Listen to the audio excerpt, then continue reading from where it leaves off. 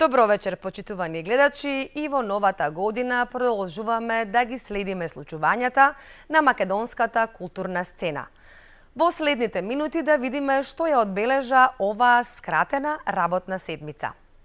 Весел новогодишен концерт со одлични вокални и оркестарски аранжмани одржа Сара Мејс со женскиот квартет во Македонската филхармонија. Покрај празничните поп-класици, квартетот ја испеа и својата прва авторска новогодишна песна, насловена како "Нека трепка", која беше промовирана кон крајот на минатата година. Целото доживување беше надополнето со убаво украсената сцена и сценарио.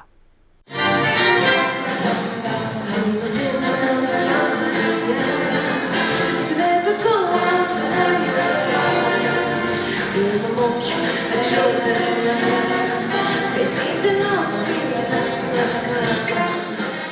Скопската публика и оваа година во пресрет на новогодишните празници имаше можност да ужива во празничната магија на концертот на Сара Мејс и девојките, кој се одржа на 29 декември во Македонската филхармонија.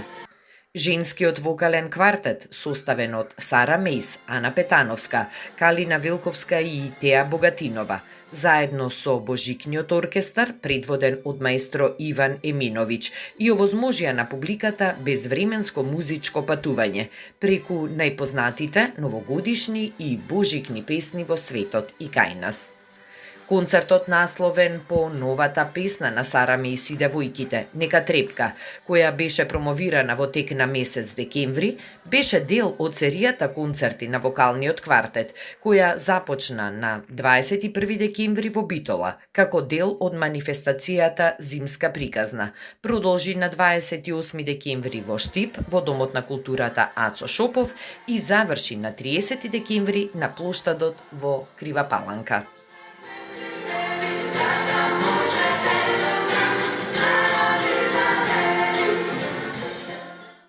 Кратка хронологија е насловена изложбата на Игор Станоевски, познат како Игимен, која се отвори на ден пред новата година во Бифе Тафталиџе во Скопје.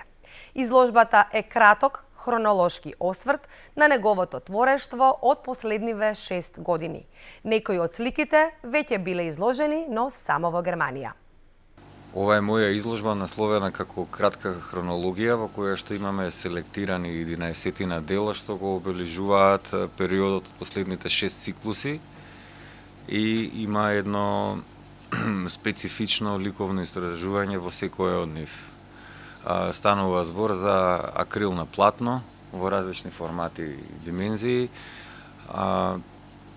Ги има сите одбележја на ликовните знаци и јазикот што го истражувам последниве 7-8 години. Па им препорачувам малце да се видиме од една поинаква перспектива, од една перспектива која што постоеше во животот пред да бидеме обседнати со социјалните мрежи и со феноменот интернет и брзина на информацијата.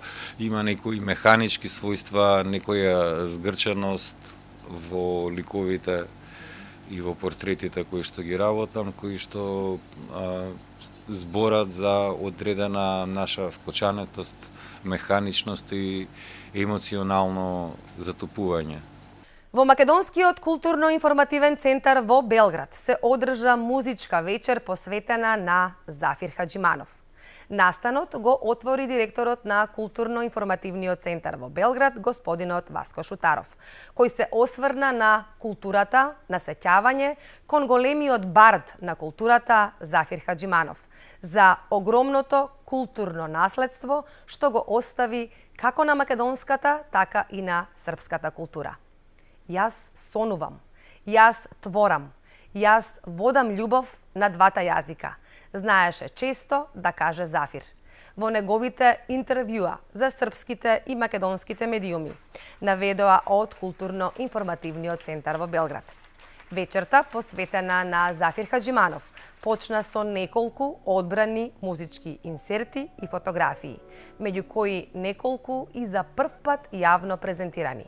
а продолжи со концерт посветен нему, со неговите најблиски Бисера Валетанлиќ и Васил Хаџиманов. Тоа беше се што ви подготвивме за денешното издание на Вестите од културата. Ви благодарам што не следевте со внимание.